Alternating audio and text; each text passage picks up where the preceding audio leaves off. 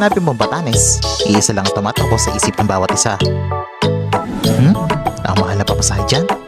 Pero dahil sa kakaiba nitong tanawin, kultura, at karanasang hindi mo malilimutan, dinadayo pa rin ito ng ilan. On this episode, samahan nyo kami libutin at tuklasin ang well-preserved stone houses at enchanting shores sa Sabtang. Bisitahin ang pinagmamalaking cafe na nasa gitna ng kabundukan, at tikman ang simple but terrible delicacy ng mga Ifatan. Ano mga amigo at amiga? Tara!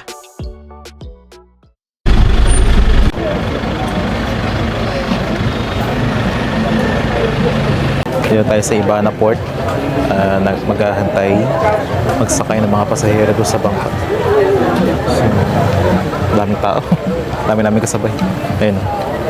Sabi ng driver ng bangka, 7 AM pa naman daw yung layag nitong bangka. So, 7 pa ba? 7 pa daw eh, 30 minutes pa. So, tingin ko mas dadami pa yung tao. Nagkakarga na ng mga gamit eh, yung sa bangka. Wala pa ng mga gamit. Ang dami. Ang dami.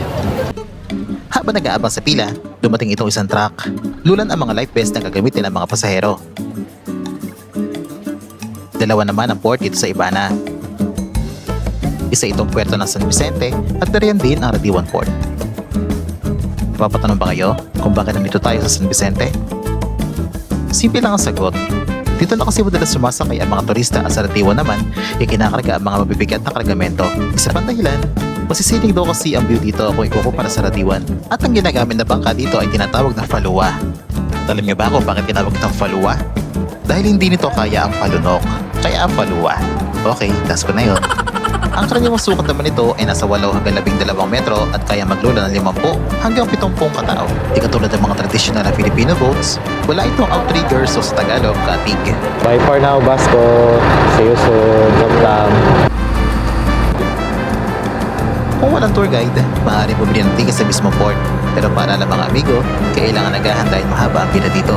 Nasa 300 pesos naman ang mamasahe balikan at kadalasan naglalayag tuwing alas 8 ng umaga at bumabalik na alas 12 ng hapon.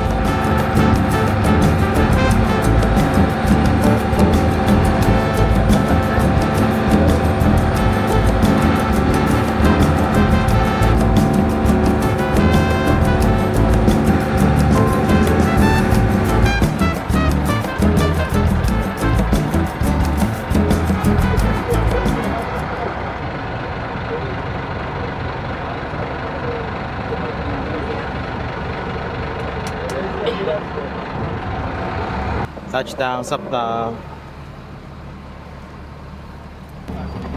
Thank you po.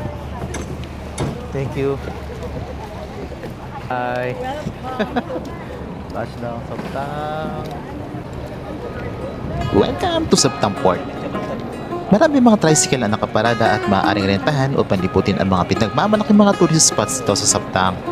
Pero FYI, may kakitiran ang sidecar nito mga tricycle at maaari na magsakay ng isa o dalawang pasahero depende sa sasakay. Kung maaga matapos ang tour, may pasalubong centers din dito na maaaring bisitahin o pambilhan ng souvenirs or some Ibatan products. And now, ay na si Kuya Kel and we are ready to hop in and start our Sabtang tour. And as for our first stop, let's go to nakabuwang Stone Arc.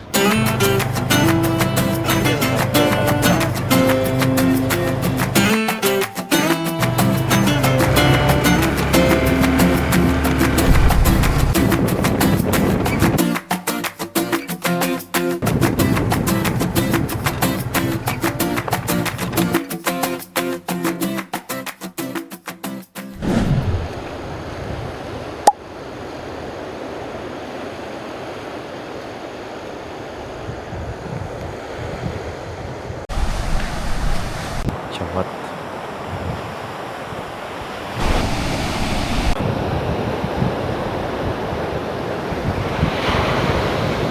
So, dito sa Morong Beach. Ang ganda ng beach niya. Para ka nasa ibang bansa eh. Ganda, parang Boracay. O, parang Boracay. Parang Boracay na naman. Ito na yung buhangin niya. Tapos, yung dagat. Ganda. Parang 5 minutes lang siya. Galing doon sa Sabtang Port. Papunta dito sa Morong Beach. So, first stop. Ayan. Paradise ka agad. So, ito naman yung iconic na parang keyhole. Ayun o. Yung arc. So, sikat na ano yan. pictura ng mga turista. Umaga pa na, para gusto ko nang maligo eh. Sa ganda ng beach. Yun. Ito ang nakabuo ang arc. Nakabuo ang isang ibatang term which means arc, bend, or curve. The Golden Silence. Ganyan ang ilalarawan ang talampasigan nitong sabtang. Masisilayan kasi dito ang malagintong kulay ng buhangin at kapansin-pansin na nakakabingin nitong katahimikan. It's been a long, hard season. I'm feeling weary to my bones. I guess that's my reason. I packed my bags and now I'm gone. Somewhere between the sun and the deep blue sea. That's where you find tender red, flat out on a beach bed. Sarap sana mag-stay. Na? Overnight. Overnight. Overnight. Ano? Hmm. Bye.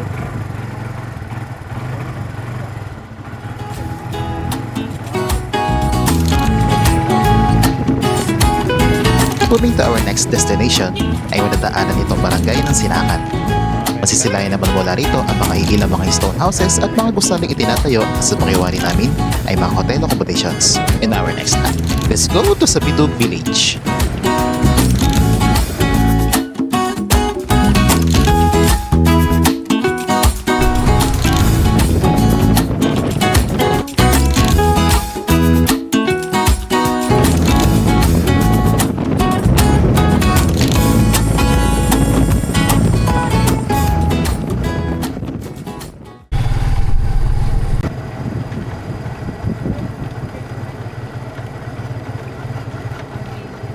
We're here at Barangay Sabidug as our second tourist spot for today's video.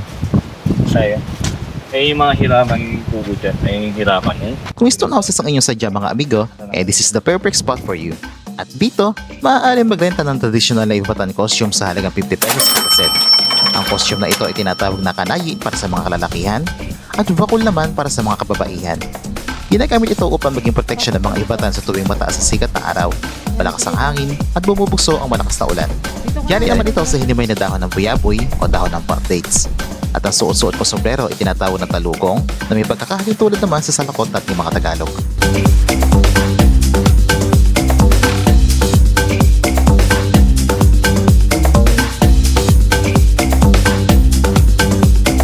Meron ding mga bisikleta na maaaring rentahan upang mas malibot pa ng husto itong nayon ng Sabidug. If I am not mistaken, nagabot kami ng 200 pesos sa may-ari ng mga bike na ito. So, nasa sa inyo kung magkano ang inyong ibibigay pero mas maigi na itanong kung magkano para klaro.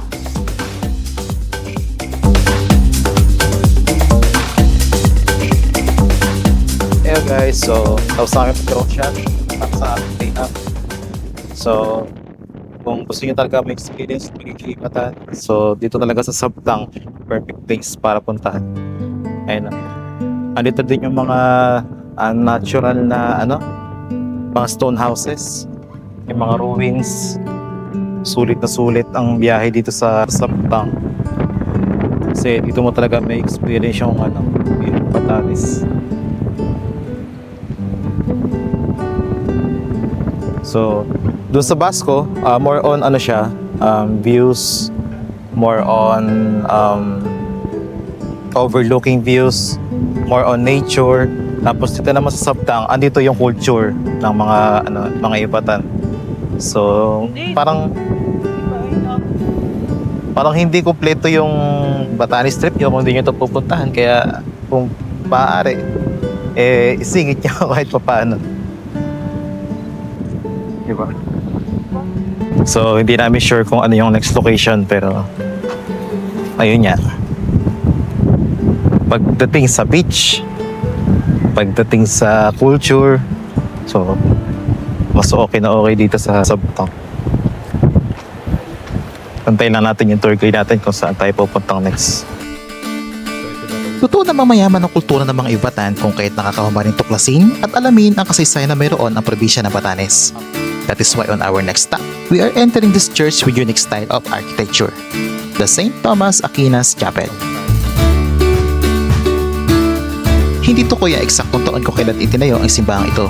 Ngunit ayon sa tala no pagdating ng mga praile sa Batanes, binataya na sa humigit 300 taon na nakakalipas na umpisa ang buuin ang simbahang ito. Kailangan pa ba pag-usapan kung gaano kaganda loob ito? Here, see it for yourself mga amigo. Sa tabi naman ito makikita ang isang gusali na kung tawagin ay Old Gatirio.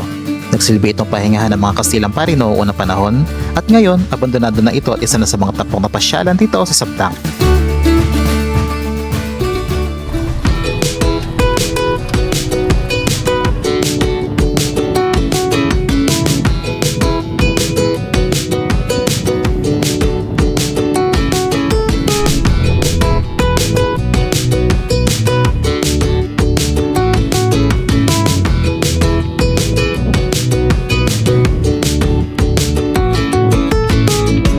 Chamantating.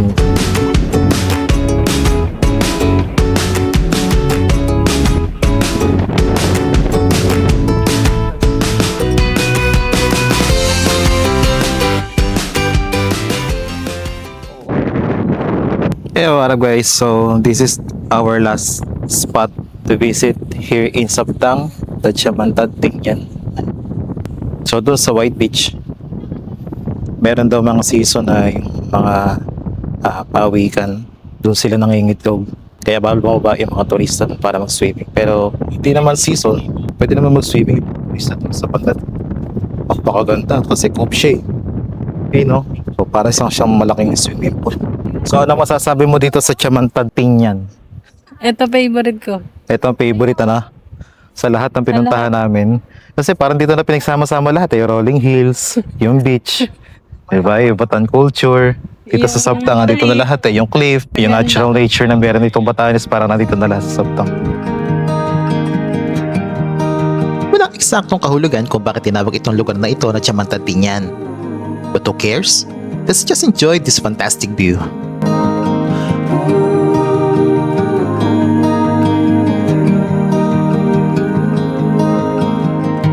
With your hand on your heart, please tell me which way to go. 'Cause I sure don't know. One piece in hand is a start, but it's a mighty puzzle to lay. No need to say, how will I cope?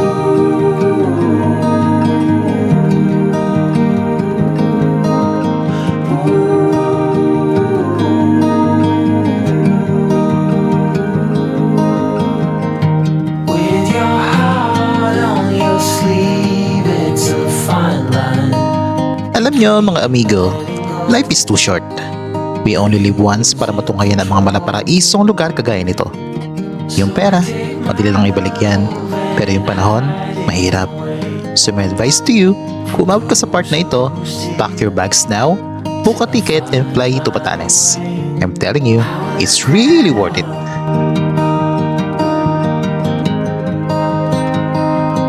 How will I cope?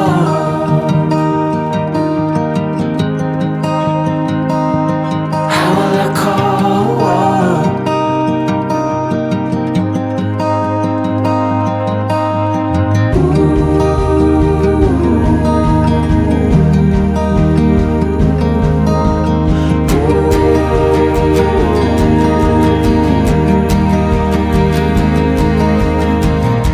I can't sleep, but I'm hardly awake.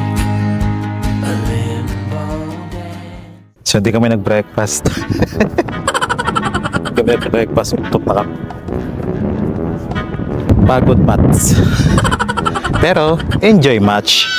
Pagod match and enjoy match at the same time. So babalik na kami doon sa drop-off namin kanina. Para sa akin, di siya ganun kainit. Compare dun sa init doon sa may baso. Para sa akin, parang mas malamig dito sa Sabtang.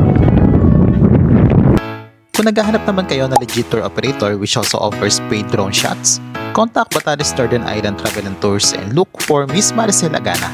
Their contact number is 0967-277-3800. Note, this is not sponsored. Mrs. L, baka naman.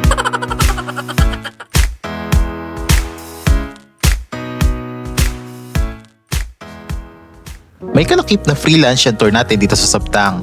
And we are now here at Nabuya Beach Restaurant. Dalampasigan na mismo ang harap nito at alam ninyo mga amigo, may malapit na glamping site dito. Nice, diba?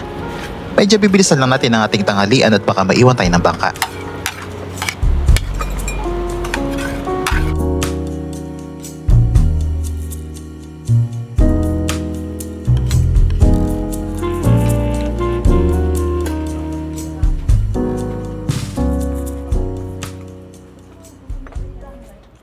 Wala na. Back to Basco. Naka-light vest na naman tayo. Boarding na yung isang vessel. Welding problema yung connection niya. Welding pa. Thank you, Sabtang. Till next time. Kung may next time pa. Pakalbi ko na madayin. Overnight naman. Overnight naman. Lang. Hindi tayo papapigil halugugin ang bawat parte ng Batanes upang mahanap ang pinaka-the best na coffee shop dito sa probinsya. At ngayon, napadpad tayo dito sa ituktok ng bundok ng Basco na kung tatawag sa salita ng Ivatan ay Tukon. Dito sa Tulan, Sitio Tukon Chanarian ay matatagpuan ang pinaka-luxurious na hotel sa Batanes, ang Pundasyon Pasita. At sa tabi nito, makikita ang target cafe natin sa araw na ito, ang Cafe di Tukon. Inside this cafe, you get this amazing view of the mountains and of course, the one and only Mount Tiraya. Paano ito puntahan? Bumara lang ng tricycle mula sa inyong hotel. Dadalhin nila kayo dito sa halagang 70 to 100 pesos. At sa 10 minuto lang ay mararating na ito.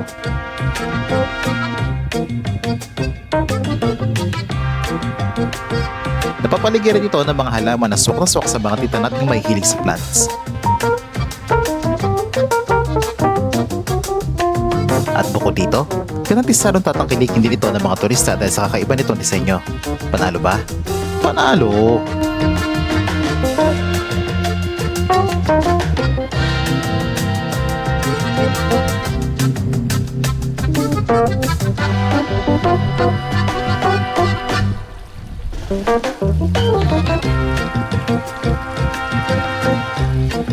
Waiting for your orders, which may take a little while, the staffs advise us to take a tour to this art gallery.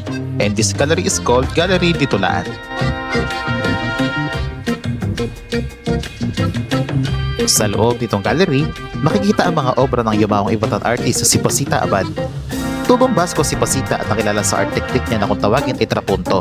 Ang trapunto ay isang type ng embroidery na kung saan pinipintahan mo na ang canvas o tela sa katatahian ng iba't ibang disenyo. Upang tapusin ang obra, lalagyan ito ng ilang materyales kagaya ng beads, mga botones, glass o salamin upang makabuo ng 3-dimensional effects.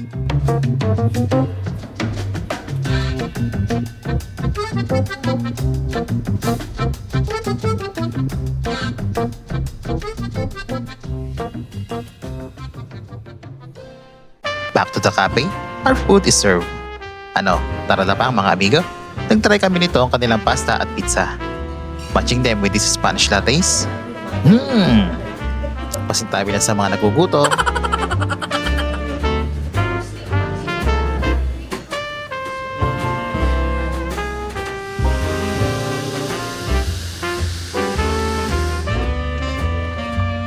May isang batang naging satisfied. So marami namang cafe doon sa town proper ng Basco. Pero Mas maganda dito. you should try this cafe here in Tukon. Yun yung Pundasyon Pasita. Hindi, Pundasyon Pasita stay kasi yon yung cafe. Cafe di Tukon. Cafe du Tukon. Cafe di Tukon. Yung cafe. Pwede siya sa hindi Pwedeng walk-in. pwede magpa-reserve para mapunta. Pwede rin magpa-reserve. Magpa-reserve para mapunta sila doon Para doon kayo sa bundok. May salamin. Kasi hindi ka nakapa-reserve, doon ka lang sa baba ay sa gilid. Okay sa bundok. Doon kayo magkakape. So babalik na kami. Doon sa stay namin ulit. Kain na naman kami ng bunong. So kain na naman kami mamaya. Puro kain.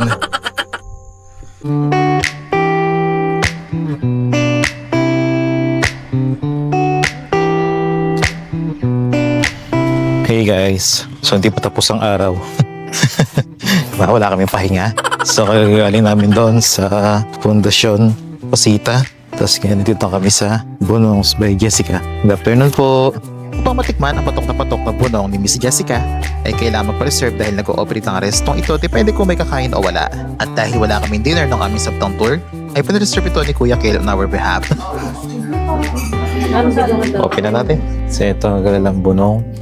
So delicacy ito dito sa Batanes. Isot mo na lang. Ang bunong ay isang importante delicacy na nangangahulugan to share or mag-alok o ibahagi sa iba. Binubuo ito ng tatlo ng kakaibang ulam na nakabalo sa dahon ng kabaya or breadfruit leaves. Mayroon itong lunis or fried salted pork, ubod na gawa sa pinakamalambot na bahagi ng puno ng saging at hinaluan ng isda o karne. Pritong isda kagaya ng kanilang tuna at supas or turmeric rice. Try mo natin itong rice. Sarap. Ito yung kanilang beef.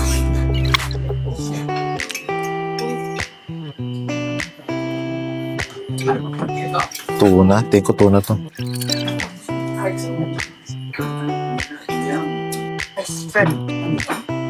Pork. Tingin ko pinarito rin.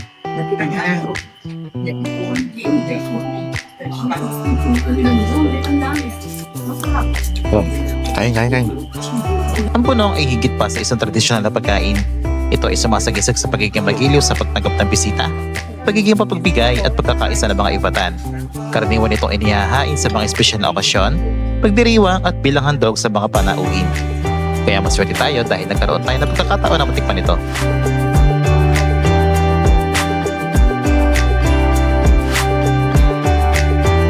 Dessert guys, maruya. So last time maruya. Sarap naman. And we're back here in our apartment. Bunong, that's a heck of a treat. So, masarap naman. And it's a must try in Batanes. So, huwag niyong kakalimutang itry yung bunong. Okay, so this is our last night here in Hangtay Haven.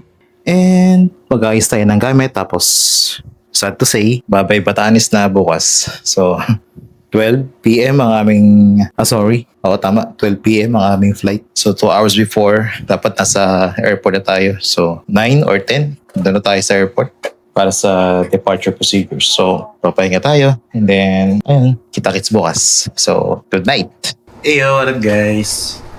So, good morning. Time check, it's already 9:17. Tapos na tayo ng gamit. Yeah.